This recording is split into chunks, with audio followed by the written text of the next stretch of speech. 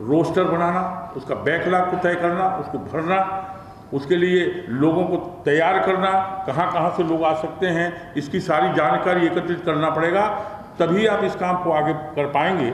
Government इस मामले में काफ़ी पीछे है, इसमें कहने में या संकोच नहीं है।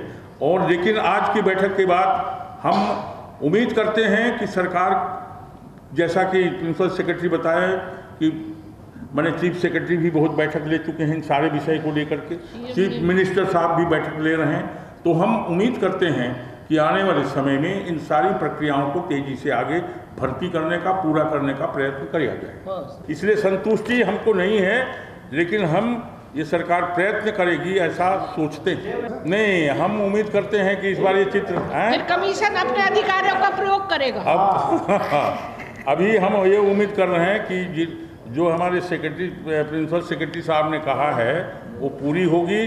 और नहीं होगी, सुनिए, अगर नहीं करेंगे ये तो ये मैदान और ये घोड़े यहीं विद्यमान है। इसको टाइम बाउंड करना पड़ेगा, तभी हो पाएगा। नहीं तो प्रॉब्लम, मैं समझता हूँ आपने जो यहाँ का है मामला, या स्टेट गवर्नमेंट से बात, आप सब लोग मिल के बैठिए कि भाई ये बाधा क्यों उत्पन्न कर रहे हैं कि उसमें कोरम चाहिए, कहीं किसी राज्य में नहीं। तो इसलिए मुझे लगता है आपको ये ज़्यादा से ज़्यादा 6 महीने में निपटा देना चाहिए।